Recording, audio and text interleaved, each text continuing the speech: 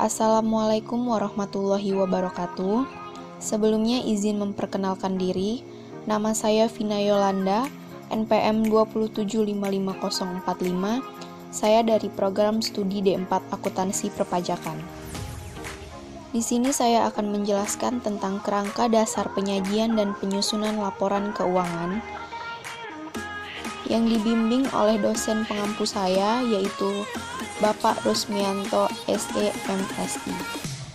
Baiklah, sebelumnya saya akan menjelaskan sedikit tentang kerangka dasar penyajian penyusunan laporan keuangan. Kerangka dasar penyajian dan penyusunan laporan keuangan atau disingkat dengan KDPPLK merupakan konsep-konsep dasar yang menjadi pedoman dalam penyusunan laporan keuangan untuk tujuan umum dan menjadi pedoman bagi penyusun standar akuntansi untuk mengembangkan standar akuntansi di masa yang akan datang dan sebagai pedoman dalam menyelesaikan permasalahan yang belum diatur secara khusus di dalam pernyataan standar akuntansi. KDPPLK ini disebut juga dengan kerangka konseptual yang diadopsi secara langsung dari Conceptual Framework EIS. Adapun kerangka dasar penyusunan dan penyajian laporan keuangan ini ditunjuk untuk yang pertama, untuk penyusun standar akuntansi dalam menyusun dan mengembangkan standar akuntansi. Yang kedua, penyusunan laporan keuangan dalam mengatasi masalah yang belum diatur dalam standar. Yang ketiga, para pemakai dalam menafsirkan informasi yang disajikan dalam laporan keuangan. Baiklah, selanjutnya adapun kerangka dasar penyusunan dan penyajian laporan keuangan secara umum berisikan poin-poin sebagai berikut. Yang pertama, ada tujuan dan penggunaan laporan keuangan. Yang kedua, ada asumsi dasar. Yang ketiga, ada karakteristik kualitatif. Yang keempat, ada unsur-unsur yang terkandung dalam laporan keuangan. Dan yang kelima, ada konsep pemeliharaan modal. Selanjutnya, saya akan menjelaskan setiap poin-poin tersebut. Baiklah, sebelumnya saya akan menjelaskan poin pertama terlebih dahulu, yaitu tujuan dan penggunaan laporan keuangan. Adapun tujuan laporan keuangan berdasarkan kerangka konseptual adalah untuk menyediakan informasi mengenai posisi keuangan, kinerja keuangan, dan perubahan posisi keuangan yang bermanfaat bagi sebagian besar kalangan pengguna dalam mengambil keputusan ekonomi. Dari paragraf tersebut, kita dapat menggarisbawahi bahwa tujuan utama laporan keuangan adalah untuk menyediakan informasi yang bermanfaat dalam mengambil keputusan ekonomi yang dilakukan oleh banyak pengguna. Patut kita ketahui bahwa penyusunan dan penyajian laporan keuangan ini akan berbeda jika tujuannya untuk memastikan pelayanan yang baik. Dan patut kita ketahui juga bahwa penyusunan dan penyajian laporan keuangan ini akan berbeda jika tujuannya adalah untuk menyediakan informasi yang berguna untuk mengambil keputusan, misalnya untuk manajemen saja. Pengguna laporan keuangan ini meliputi investor, calon investor, kreditor, karyawan, pemasok, pemerintah, dan masyarakat. Para pengguna tersebut menggunakan laporan keuangan ini untuk memenuhi kebutuhan informasi yang berbeda-beda. Seperti halnya investor dan calon investor. Mereka menggunakan laporan keuangan ini untuk menilai entitas dan kemampuan membayar dividen di masa mendatang.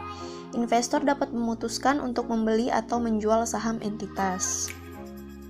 Sedangkan kreditor menggunakan laporan keuangan ini untuk menilai kemampuan bank dalam membayar hutang dan bunga. Sedangkan karyawan menggunakan laporan keuangan ini untuk menilai kemampuan membayar balas jasa, manfaat pensiun, dan kesempatan kerja. Sedangkan pemasok dan kreditor lainnya menggunakan laporan keuangan ini untuk melihat kemampuan entitas membayar liabilitasnya yang akan jatuh tempo. Begitu halnya dengan pemerintah menggunakan laporan keuangan ini untuk menilai bagaimana alokasi sumber daya. Dan juga masyarakat menggunakan laporan keuangan ini untuk menilai tren dan perkembangan kemakmuran entitas. Poin yang kedua yaitu asumsi dasar. Asumsi dasar ini digunakan dalam menyusun dan menyajikan laporan keuangan berdasarkan kerangka konseptual adalah asumsi going concern dan asumsi dasar akrual.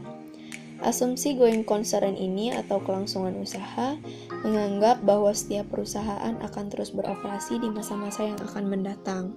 Tidak ada asumsi bahwa entitas akan bubar. Yang menjadi fokus bukan keterus-menerusannya, tetapi asumsi ini menjadi dasar bagi kewajaran nilai yang dicantumkan dalam informasi keuangan. Poin yang ketiga yaitu karakteristik kualitatif. Agar laporan keuangan dapat menyediakan informasi yang berguna dalam mengambil keputusan ekonomi bagi para pengguna laporan, KDPPLK mensyaratkan informasi yang dimuat dalam laporan keuangan agar dapat memenuhi 4 karakteristik kualitatif, yaitu dapat dipahami, relevan, keandalan, dan dapat diperbandingkan. Laporan keuangan ini harus dapat dipahami oleh para pemakai agar dapat digunakan dalam mengambil keputusan ekonomi. Untuk dapat dipahami, pengguna laporan keuangan diasumsikan memiliki pengetahuan yang memadai mengenai aktivitas ekonomi, bisnis, akuntansi, serta memiliki kemampuan untuk mempelajari informasi. Agar dapat bermanfaat, informasi yang disajikan dalam laporan keuangan harus relevan. Relevan berhubungan dengan kegunaan informasi tersebut dalam pengambilan keputusan. Informasi dikatakan relevan jika informasi tersebut dapat mempengaruhi keputusan ekonomi pengguna sehingga dapat membantu dalam mengevaluasi peristiwa masa lalu, masa kini, atau masa yang akan mendatang. Di samping itu, informasi yang dicantumkan dalam laporan keuangan pun harus dapat diandalkan. Informasi yang dapat diandalkan adalah informasi yang bebas dari pengertian yang menyesatkan.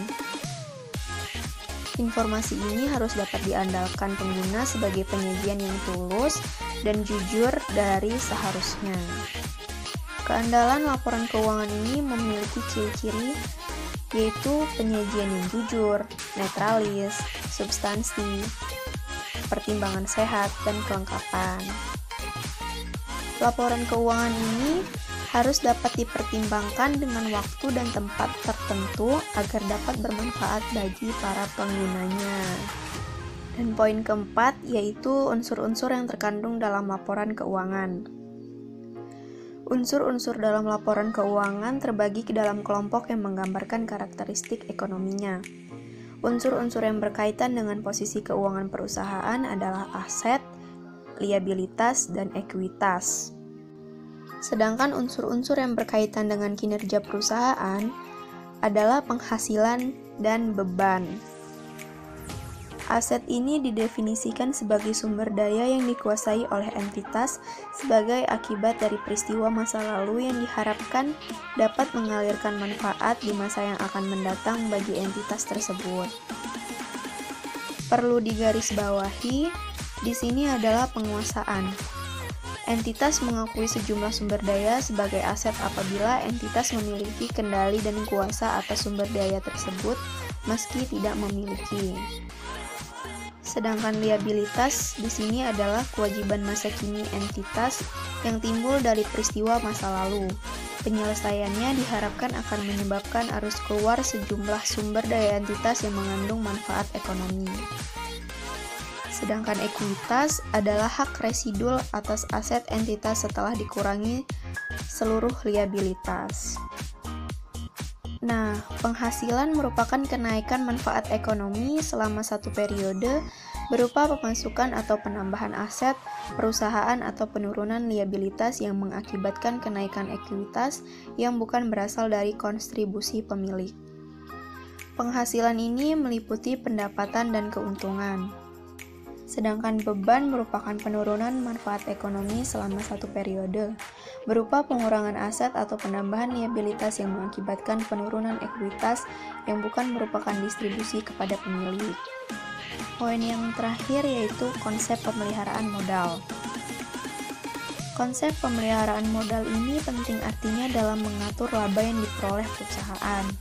Menurut Hicks, seorang ekonom, Laba adalah sejumlah maksimum yang dapat dikonsumsi oleh sebuah perusahaan dalam suatu periode. Namun, kekayaan awal periode perusahaan sama dengan kekayaan akhir periode perusahaan. Oleh karena itu, laba adalah kelebihan setelah posisi awal dipelihara. Adapun konsep pemeliharaan modal dalam kerangka konseptual yaitu terdiri dari yang pertama, konsep pemeliharaan modal keuangan. Yang kedua, konsep pemeliharaan modal fisik. Baiklah, sekian penjelasan yang dapat saya sampaikan terkait materi kerangka dasar penyajian dan penyusunan laporan keuangan. Saya ucapkan terima kasih. Wassalamualaikum warahmatullahi wabarakatuh.